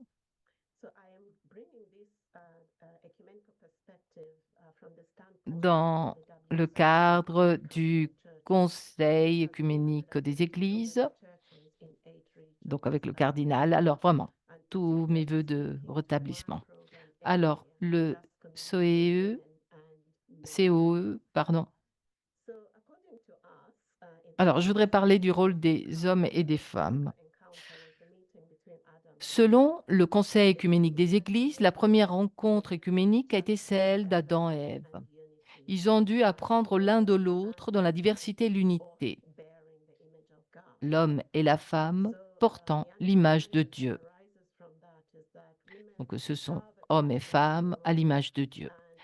Alors, les femmes ont des contributions complémentaires et essentielles à la vie de l'ensemble de la communauté.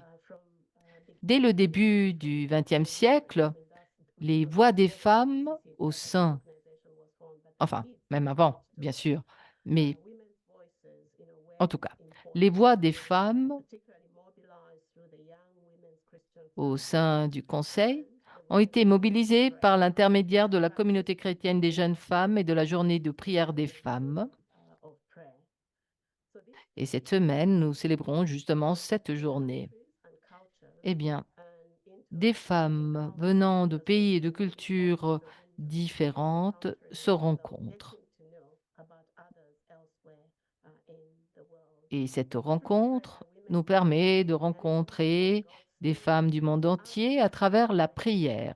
Par la prière, les femmes déclarent leur dépendance à l'égard de l'Esprit de Dieu pour agir en solidarité avec les autres en mettant leurs talents au service de la société. Cette année,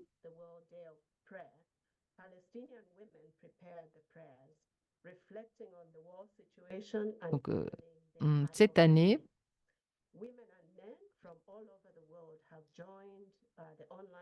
année, donc, les hommes et les femmes du monde entier se sont joints au chœur en ligne, donc une chorale, pour chanter la chanson I Urge You.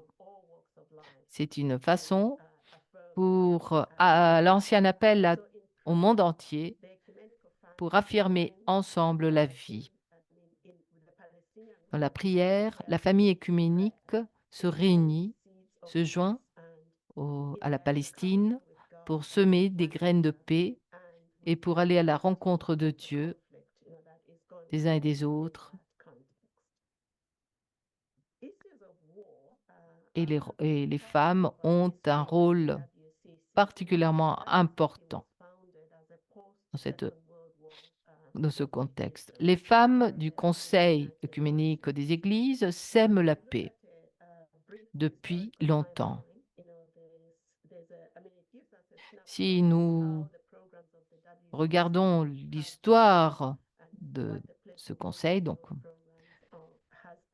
nous pouvons prendre en considération les programmes qu'il a mis en place. Alors, le leadership des femmes dans la formation du Conseil œcuménique des Églises. Nous sommes en train d'étudier ce qui s'est passé entre les années 30 et les années 60. Donc, des histoires de femmes qui ne sont pas connues, mais qui ont contribué de manière remarquable et qui, après la guerre, donc, ont beaucoup agi.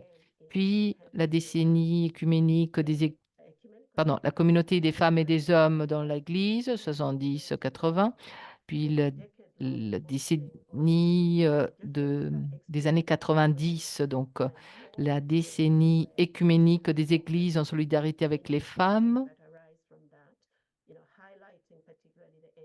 avec une attention particulière à la guerre. Et en 2000, il y a eu ce thème, être Église, vaincre la violence, examiner la masculinité. Alors, les femmes qui sont membres ou dirigeantes de communautés chrétiennes ont contribué au processus de paix en participant au programme du Conseil œcuménique des Églises. Elles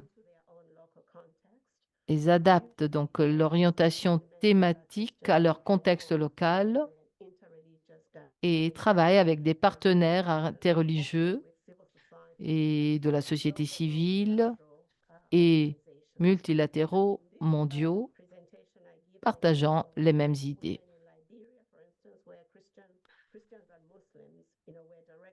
Le cas du Libéria, par exemple, où des femmes chrétiennes et musulmanes ont directement participé aux négociations de paix formelles et informelles. Et aussi dans la péninsule coréenne, les femmes ont franchi donc la zone militarisée pour jouer leur rôle de pacificatrices. Il s'agit de femmes laïques pour la plupart qui œuvrent pour l'unification des deux Corées. Les femmes dans les situations de conflit aujourd'hui, on peut voir comment les femmes ont pris part récemment à des activités pour mettre fin à la guerre, par exemple au Myanmar, dans la République démocratique du Congo. Le fil rouge, c'est que ce sont les femmes les plus touchées. Donc, ce sont des histoires qui nous parlent de difficultés dont nous avons déjà entendu parler dans d'autres interventions. Donc des femmes qui essayaient de défendre elles-mêmes et leurs enfants. Dans notre programme, nous essayons aussi de donner une visibilité à des femmes qui ont subi des traumatismes. Par exemple, des femmes du Sud-Soudan ou coréennes. Des femmes qui parlent de blessures, mais aussi de guérison. En République démocratique du Congo, nous avons des situations similaires, des femmes qui promeuvent la paix et qui racontent leur histoire, qui parlent de leurs expériences. Les femmes travaillent aussi pour lutter contre l'utilisation du viol comme arme de guerre. C'est donc une activité de prévention.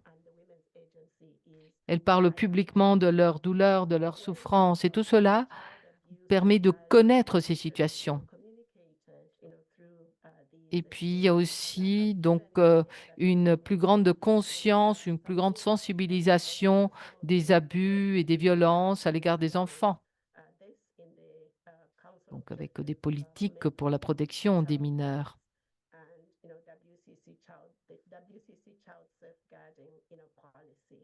Donc, ensuite, nous avons organisé la campagne appelée les jeudis en noir, c'est-à-dire que le jeudi, on s'habille de noir justement pour attirer l'attention, pour sensibiliser à la question de la souffrance des femmes qui subissent des violences ou des viols. On a utilisé le noir, évidemment la couleur noire, pour indiquer quelque chose de négatif, mais dans ce cas-là, le noir est la couleur de la résilience et de la résistance. Si vous êtes intéressé, vous trouverez dans mon texte un lien avec plus d'informations. Et puis, il y a aussi des activités de lutte contre la violence sexuelle, par exemple dans le Soudan du Sud.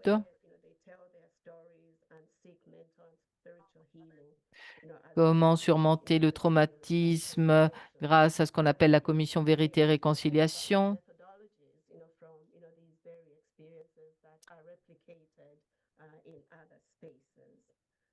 Et des méthodologies qui sont ici utilisées peuvent être aussi utilisées dans d'autres milieux, dans d'autres domaines.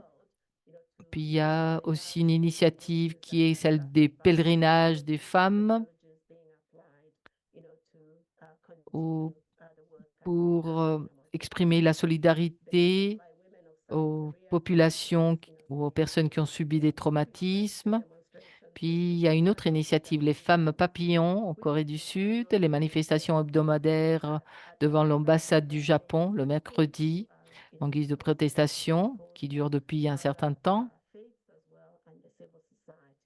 Et des chrétiens participent aussi, des chrétiens sensibles à ces problèmes. Et il y a aussi d'autres exemples, de nombreux exemples que je pourrais mentionner, mais je voudrais surtout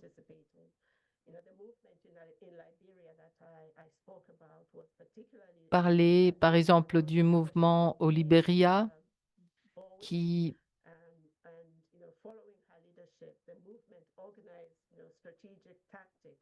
est organisé autour du leadership de Lee Oumagbodo.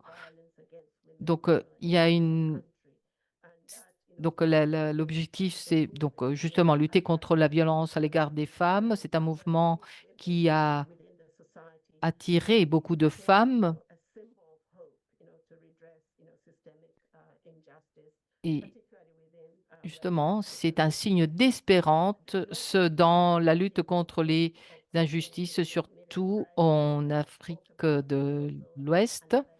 Et puis, Il y a aussi l'équipe mondiale de négociation des femmes.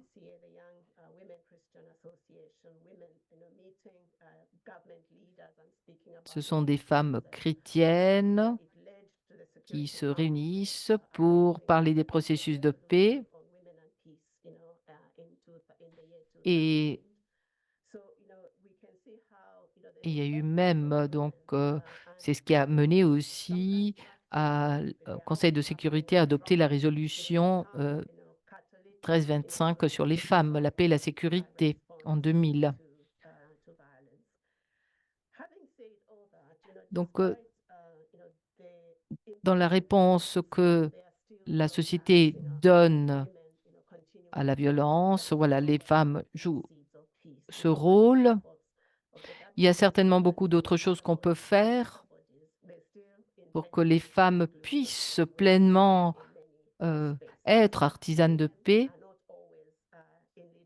mais malheureusement, les femmes sont exclues au niveau international par beaucoup d'endroits, dans beaucoup de lieux. Elles n'ont pas des positions de leadership, donc elles ne peuvent pas participer à des activités, notamment là où il y a des décisions politiques à prendre, et dans le domaine, dans le milieu religieux aussi, les femmes sont exclues.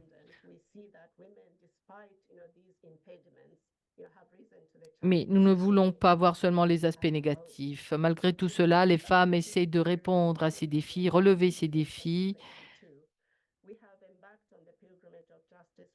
Depuis 2022, nous avons commencé un mouvement de justice, un pèlerinage, disons, excusez-moi, un pèlerinage pour la justice, la réconciliation et l'unité. Plusieurs thèmes sont traités, la violence sexuelle, etc. Il s'agit d'un impératif théologique et missiologique. Nous apprécions donc la contribution des femmes et nous pensons qu'il reste beaucoup à faire, mais c'est important. C'est important que les femmes aient ce rôle. Donc, beaucoup d'espoir et aussi beaucoup de défis. Merci, merci pour ta contribution, les exemples que tu nous as donnés, c'est-à-dire la contribution des femmes au processus de paix, sont particulièrement intéressants. Donc, merci. Et maintenant, nous allons voir la perspective catholique. Alors, je voudrais vous présenter Valeria Martano. C'est une historienne. Elle est membre de la communauté de Sant'Egidio. Elle s'occupe principalement de l'Asie. Elle a activement participé aux négociations pour la paix et elle a travaillé dans le milieu interreligieux aux Philippines. Donc, elle va nous parler à partir de son expérience de ces thèmes, c'est-à-dire à quoi ressemble la paix en temps de guerre. Merci. Merci, merci Lavinia, merci à tout le monde. Alors, permettez-moi tout d'abord d'exprimer ma gratitude pour avoir été invitée à partager aujourd'hui avec vous ce thème important. Donc, elle partageait avec des femmes de cultures et de religions différentes. Alors que les rumeurs de guerre se multiplient autour de nous, nous nous demandons à quoi ressemble la paix en temps de guerre. Et c'est important de se poser cette question. Les paroles du Saint-Pape Jean-Paul II nous viennent en aide. En 1986, à Assise, concluant la première journée de prière pour la paix entre les représentants des religions du monde, donc un fait historique, le pape a dit: la paix attend ses prophètes. La paix attend ses bâtisseurs. La paix est un atelier ouvert à tous, ce n'est pas seulement aux spécialistes, aux savants ou aux stratèges. La paix est une responsabilité universelle. Elle se réalise à travers 1000 petits actes de la vie quotidienne. Donc un atelier et une responsabilité universelle. Cet appel a marqué le début d'une nouvelle saison de dialogue et de collaboration de l'Église catholique avec des femmes et des hommes de différentes religions. La paix est devenue notre engagement commun. À l'époque, j'ai commencé à voyager en Asie et j'ai rencontré des personnes venant du Japon, des Philippines, du Pakistan. C'est un engagement, donc un engagement commun. Être des artisans de paix, telle était notre tâche. Après de nombreuses années, le monde est confronté à une crise très grave, trop de guerres. Nous avons sous les yeux les scènes tragiques de la guerre en Ukraine ou à Gaza. Mais il y a actuellement dans le monde 59 conflits actifs, beaucoup sont oubliés, et chaque conflit est une tragédie. Beaucoup de ces conflits durent des décennies et personne ne peut dire quand ils prendront fin. Les voies du dialogue semblent bloquées. Le pape François a parlé d'une troisième guerre mondiale par morceaux, qui risque de se transformer en un véritable conflit mondial. Face à ce scénario, nous recevons à nouveau l'invitation à être des artisans de paix. L'enseignement unanime de l'Église catholique, par la voix de ses papes, appelle à rejeter la culture de l'ennemi et cherche toujours à résoudre les conflits par la paix. En temps de guerre, les personnes semblent contraintes de prendre parti, de trouver un ennemi à haïr. Cette polarisation crée, même en l'absence d'utilisation d'armes, crée de l'hostilité, des discours de haine, de la violence. Et c'est ce qui se passe aussi dans notre société. Le magistère des papes rejette cette logique. Il n'y a pas un camp ou l'autre qui est l'ennemi, c'est la guerre l'ennemi. C'est un massacre inutile, dit Benoît XV. Une aventure sans retour, dit Jean-Paul II. Plus jamais la guerre était l'appel du pape Paul VI à l'ONU en 1965 et le pape François dit: nous ne sommes pas neutres, mais alignés pour la paix. C'est pourquoi nous invoquons le ius pacis comme le droit de tous à régler les conflits sans violence. Ces mots nous encouragent à nous engager au quotidien pour faire grandir, croître une culture de la paix. Il s'agit de faire en sorte que les personnes se reconnaissent les unes les autres comme des sœurs et des frères faisant partie d'une seule et même famille humaine. En effet, comme dit le pape François, je le cite, avant d'arriver au front, la guerre doit être arrêtée dans les cœurs. La haine doit être éradiquée des cœurs. Et pour faire cela, il faut du dialogue, des négociations, il faut l'écoute, la créativité. Car toute guerre est une capitulation honteuse face aux forces du mal. Ceux qui ne se rendent pas aux forces du mal sont des artisans de paix. Et c'est notre tâche. Alors, je voudrais vous donner quelques exemples.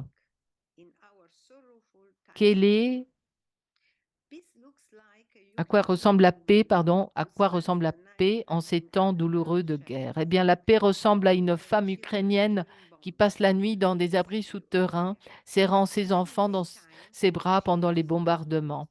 Et cette femme ukrainienne, dans la journée, aide ceux qui ont perdu leur maison, leur travail et leurs proches à cause de la guerre, en leur distribuant de la nourriture et des médicaments.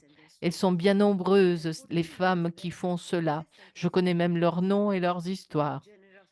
Ce sont des femmes qui, depuis 2 ans, se dépensent avec générosité, je dirais même avec héroïsme, pour semer la paix dans un pays où la guerre ne s'arrête pas, où la haine augmente et fait tant de victimes. La paix ressemble à ceux qui accueillent les migrants. Et beaucoup de mes amis sont en train d'accueillir les migrants venant de Libye ou de ces camps de concentration horribles de Libye et qui arrivent en Italie grâce aux couloirs humanitaires. Nous essayons de les faire partir de ces lieux horribles. En effet, Notre monde ferme souvent ses portes à ceux qui cherchent de meilleures conditions de vie. Dans les camps de réfugiés au Pakistan, en Indonésie, en Grèce et à Chypre, j'ai rencontré des jeunes femmes et des jeunes hommes fuyant la guerre, la faim, cherchant un avenir de paix, mais se heurtant à un rejet amer. Écouter leurs souffrances, leur offrir l'accueil et l'espoir, travailler à leur intégration dans un monde qui devrait être une famille de peuples et non pas une porte fermée, eh bien, c'est travailler pour la paix. Ce sont surtout les femmes qui souffrent de la guerre. Mères, épouses, sœurs, filles. C'est précisément pour cette raison que les femmes peuvent, et je dirais même doivent, cultiver la culture de la paix comme une passion partagée, comme un engagement dans l'éducation des jeunes générations. Edith Bruck, écrivaine juive, détenue à Auschwitz, raconte que quand elle était dans ce camp de concentration d'Auschwitz, quand elle était petite, où tout était sombre, 5 lumières l'encourageaient, la rendaient vivante et pleine d'espoir. 5 gestes de bonté, de gentillesse, de solidarité, de miséricorde. Voilà à quoi peut ressembler la paix dans les périodes sombres de la guerre. Allumons des lumières d'espoir dans l'obscurité. Dans le livre du prophète Isaïe, nous lisons que dans les ténèbres, un cri se fait entendre. Veilleur, où en est la nuit? Ou veilleur, où donc en est la nuit? Le veilleur répond, le matin vient et puis encore la nuit. Si vous voulez des nouvelles, interrogez, revenez. Nous entendons le cri de paix de beaucoup. Nous ne savons pas combien de temps durera la nuit, mais nous savons que le matin viendra et que nous pouvons préparer une aube de paix en allumant des lumières d'espérance, en cultivant l'art de la rencontre, comme nous le faisons ici, avec ce magnifique œuvre binaire, et pas seulement aujourd'hui, bien sûr, et nous pouvons le faire aussi avec la prière, le dialogue et la solidarité. C'est l'atelier, justement, où aujourd'hui, plus que jamais, nous sommes appelés à travailler ensemble comme artisans et artisanes de paix. Merci. Merci, merci beaucoup pour ces paroles d'encouragement et pour nous avoir rappelé que la paix est une responsabilité commune que nous partageons tous. Nous n'aurons pas le temps pour les questions, mais avant de passer aux conclusions, je voudrais laisser un peu de place pour des commentaires à nos marraines, disons, à nos ambassadrices. Il y a des ambassadrices du Saint-Siège qui nous ont aidés. Je les remercie pour leur soutien et je voudrais passer la parole à son Excellence Florence Mangin, ambassadrice de France auprès du Saint-Siège. Merci. Merci beaucoup, Madame la Secrétaire Générale, Madame la Présidente, Révérende Sœur représentant le cardinal, à qui je souhaite mes vœux de prompt rétablissement. Chères participantes, je suis très heureuse de participer à cet événement cet après-midi et je voudrais féliciter l'UMOFS pour le choix du thème qui nous réunit tous et toutes cet après-midi, la mise en valeur du rôle des femmes dans la recherche de la paix. Et dans un monde de guerre que nous connaissons, et ça vient d'être rappelé par la représentante de Sant'Egidio, 54 conflits dans le monde aujourd'hui, il est très important de rappeler que quand on le veut, quand on est déterminé, les femmes peuvent jouer un rôle et le font au quotidien pour aller à la rencontre de l'autre, et essayer par différents moyens de mettre un terme aux différends et en tension. Et bravo pour ce thème en cette journée du 8 mars que nous célébrons cette semaine. Je voudrais, moi, mettre l'accent sur le rôle de la culture comme moyen de médiation, en vous donnant 2 exemples. d'initiatives en France sur ce sujet. C'est vrai que la culture et l'art peuvent servir de dénominateur commun entre des communautés qui ont du mal à se parler pour faciliter le dialogue sur des sujets sensibles, sur des sujets compliqués, et donc être un moyen d'émancipation et de rencontre. En France, je voudrais citer 2 associations qui se servent de la culture comme moyen de favoriser les échanges sur des problématiques sociales et interreligieuses. La première association que je voudrais citer s'appelle les Bâtisseuses de paix. Elle a été créée en 2002 à la suite de la seconde Intifada dans le but de promouvoir le dialogue interreligieux en France entre les communautés de différentes religions et désamorcer ainsi les tensions entre communautés. Cette association regroupe une 60aine de femmes, juives et musulmanes, qui se retrouvent pour des échanges culturels et des interventions pédagogiques en région parisienne, notamment à l'égard des jeunes qui vivent dans les périphéries de nos grandes villes. Les Bâtisseuses de paix organisent des ateliers d'écriture dans des établissements scolaires de la périphérie parisienne. Et par exemple, après les attentats terroristes de Charlie Hebdo en 2015, elles ont distribué et fait commenter un livre qui s'appelle « La Grande Mosquée de Paris, comment des musulmans ont sauvé des juifs de la Shoah pendant la Seconde Guerre mondiale ». Et donc, elles ont réuni des étudiants, des élèves, pour faire connaître cette histoire méconnue du rôle de musulmans qui ont sauvé des juifs pendant l'époque nazie. Une autre association qui œuvre pour un monde plus juste à travers la culture s'appelle Opera for Peace, en bon français. L'opéra Opéra pour la paix, et qui a été fondée par Julia Laga-Zuher, qui d'ailleurs a été nommée femme de culture en 2020. Et cette association permet à des jeunes artistes du monde entier, venant surtout de pays très pauvres ou de pays en guerre, de recevoir une formation musicale de très haut niveau en favorisant les échanges et les rencontres entre les cultures.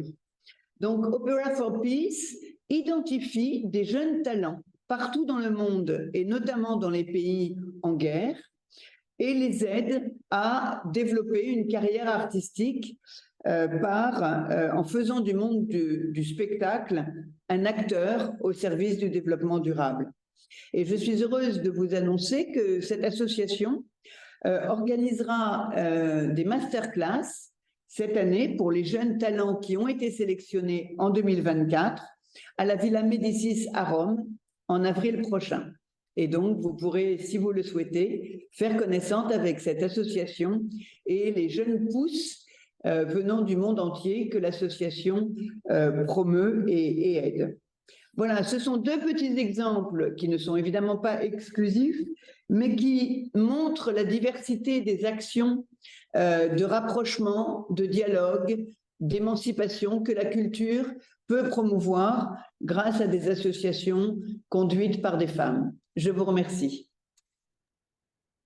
We thank you, Your Excellency, for sharing. Merci beaucoup de nous avoir parlé de ces bonnes pratiques, donc de ces associations françaises. Et maintenant, je vais laisser la parole à Chiara Porro, donc ambassadrice d'Australie auprès du Saint-Siège. Merci, Lavinia. Bon après-midi à tous. Je voudrais remercier Monica, Lavinia, de m'avoir invité à participer à cet événement. Et je voudrais remercier toutes les personnes qui sont intervenues aujourd'hui d'avoir partagé leurs perspectives et pour leur contribution. Et voilà, de l'avoir fait pendant toutes ces années depuis que cet événement a lieu.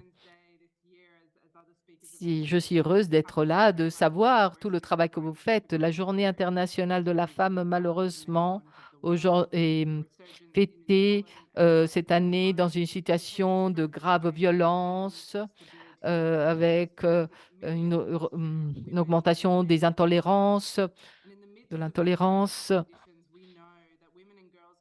Eh bien, dans cette situation de fragilité, nous savons que les filles et les femmes sont celles qui subissent le plus les violences, l'extrémisme et la guerre, à cause non seulement des États, mais aussi des organisations criminelles, des femmes et des filles qui font l'objet d'agressions et qui souffrent aussi à cause du manque de biens mm, de base. Donc, cette journée de la femme est une journée où il y a tant de femmes qui ne peuvent pas jouir de leurs droits fondamentaux, qui doivent subir des injustices, des femmes qui ne peuvent pas poursuivre leurs rêves. Mais je veux dire qu'aujourd'hui, toutes ces femmes, malheureusement, n'auront pas grand-chose à fêter. Mais les échanges les échanges que nous avons aujourd'hui nous rassurent sur le fait que les femmes, même si elles souffrent, elles continuent d'être une ressource pour la construction de la paix. Aujourd'hui, il y a beaucoup de femmes qui essayent de, oui, promouvoir la paix. La contribution des femmes est fondamentale pour éviter l'aggravation des violences. Il y a des femmes qui travaillent aussi dans le secteur de l'éducation, dans la police, donc dans plusieurs secteurs, en offrant une contribution fondamentale pour les femmes ou les enfants qui subissent les violences. Même dans le cadre du Conseil de la sécurité, les femmes ont un rôle important. Pensons justement à la résolution qui a été adoptée quant à leur rôle. Et puis pensons à tous ces pays où des résolutions sont prises justement pour souligner le rôle important des femmes. Dans un pays comme le mien, cette résolution est fondamentale parce qu'en Australie, nous avons des lois qui reprennent donc au niveau national cette résolution. Alors, nous soulignons encore une fois que les femmes ont un rôle fondamental pour la stabilité et la paix à tous les niveaux économiques, culturels, etc. Et cela est particulièrement important aujourd'hui en Australie. On reconnaît l'importance de collaborer avec d'autres organisations. C'est pourquoi il est important qu'il y ait des femmes au niveau de la diplomatie, de la sécurité et même dans le domaine interreligieux. Le rôle des femmes continue d'être fondamental. Nous savons que les leaders religieux peuvent vraiment changer la donne. C'est ce que nous avons vu à l'occasion de la COP à Dubaï, où il y avait un pavillon justement consacré à la foi. Cette plateforme a été utilisée par beaucoup, même par le pape François, pour souligner que le changement climatique représente une menace, par exemple. Donc, c'est important de s'engager pour que les femmes aient leur rôle au niveau de l'économie, mais souvent, au niveau religieux, les femmes ne sont pas suffisamment représentées. Alors, des événements comme celui d'aujourd'hui, eh bien, ce sont des événements importants, justement, en ce sens. Dans le synode sur la synodalité, on en a justement parlé de ce thème. Je vais participer à Genève à un événement la semaine prochaine qui sera une fois de plus consacré à ces thèmes. Donc, c'est une initiative basée sur la conviction que les droits des femmes sont des droits fondamentaux, universels et dans toutes les traditions de foi, pardon. Je voudrais remercier encore une fois toutes les personnes qui sont intervenues aujourd'hui. Je vous remercie pour votre attention, pour votre engagement dans ce dialogue interreligieux. Et je souhaite à toutes mes meilleurs vœux pour la journée de la femme. Merci, Excellence, de nous avoir rappelé qu'il ne faut pas oublier toutes les femmes qui souffrent dans nos prières aussi. Maintenant, je voudrais laisser la parole à l'ambassadrice de Hollande auprès du Saint-Siège. Oui, Lavinia.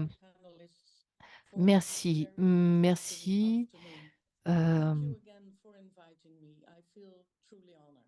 aux représentants des différentes confessions. C'est vraiment un honneur pour moi d'être ici. Alors, tout d'abord, je voudrais remercier l'UMOC pour avoir organisé depuis 5 ans cet événement à l'occasion de la Journée de la femme. Non seulement vous liez les femmes à la foi, mais vous liez aussi, vous créez des liens entre les femmes du monde entier pour chercher la paix et une compréhension commune, une vision commune.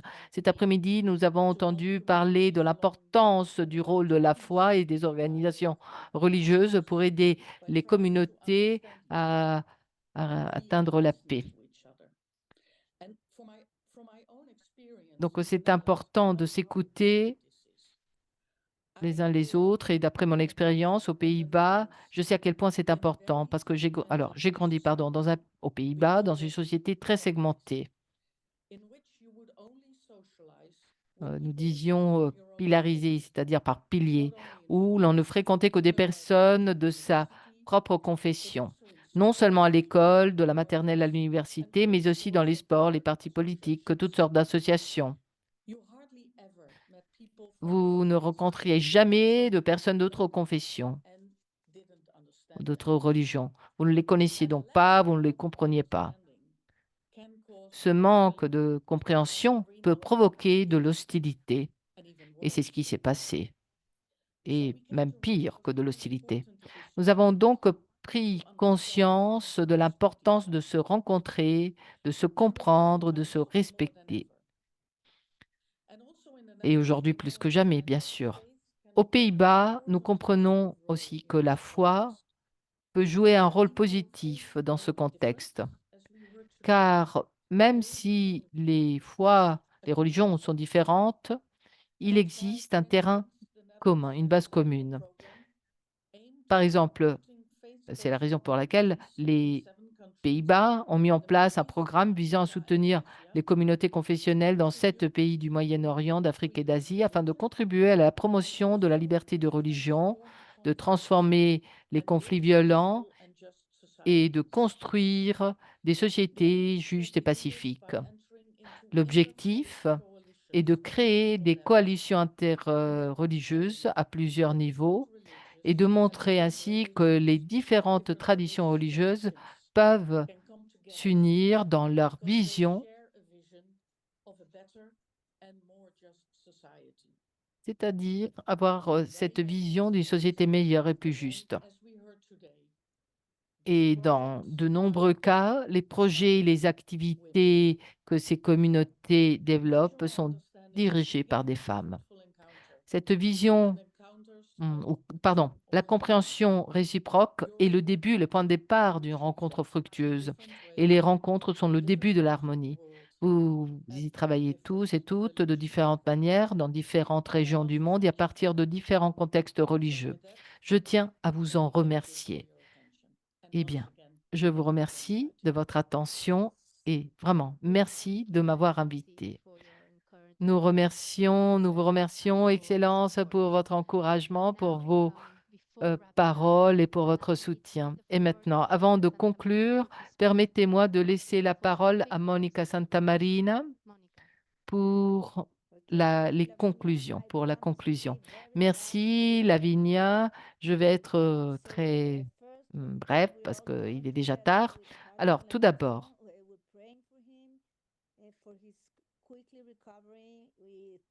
Nous sommes unis dans la prière pour le cardinal. Nous espérons qu'il va bientôt guérir. Nous remercions la sœur Grace de nous avoir lu son discours, ses paroles. Je voudrais passer rapidement aux conclusions en remerciant la révérende Elena pour les initiatives impliquant les jeunes dans les activités de paix en Albanie et dans le monde entier. Les jeunes doivent être inclus. Ils sont les victimes et nous voulons qu'ils soient eux les premiers à changer le monde. Donc, il faut beaucoup travailler avec les jeunes. Et je voudrais remercier la révérende Hélène de nous avoir rappelé qu'à quel point la méditation, pardon, la méditation est importante, comme elle est importante dans un monde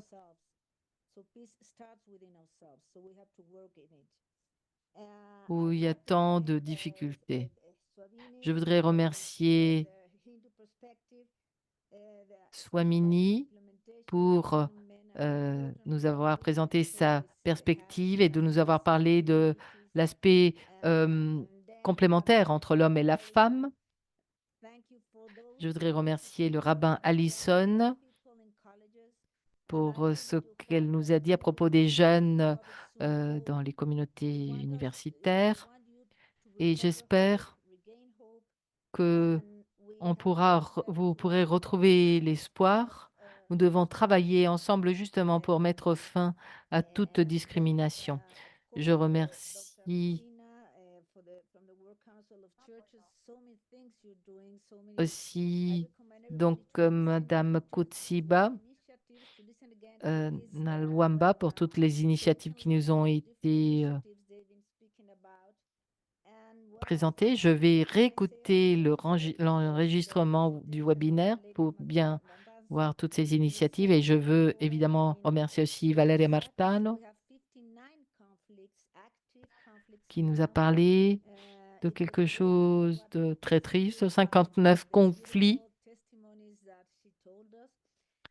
C'était très beau d'entendre son témoignage, ce qu'elle nous a dit à propos de la polarisation. Il faut mettre fin à cette polarisation, il faut éradiquer la haine comme le pape François nous l'enseigne et nous devons continuer à œuvrer pour la paix. Donc nous devons aller de l'avant et semer des graines de paix, cultiver la rencontre parce que ensemble nous pourrons arriver à la paix. Merci, merci aux ambassadrices qui travaillent toujours avec nous et pour nous. Et l'ambassadrice donc de la France, d'Australie et des Pays-Bas. Merci Lavinia, merci à cette équipe du secrétariat, à tous ceux qui nous ont permis de nous réunir. Nous remercions toutes les femmes qui ont participé, toutes ces femmes courageuses qui sèment des graines de paix. Merci, merci vraiment pour votre engagement. Merci. Nous remercions tout le monde. Nous remercions le dicaster, toutes les personnes qui ont participé à cette rencontre du monde entier, les interprètes aussi pour leur aide. Les interprètes vous remercient. Donc, les interprètes qui nous ont permis de communiquer. Paix et espérons de nous revoir très bien.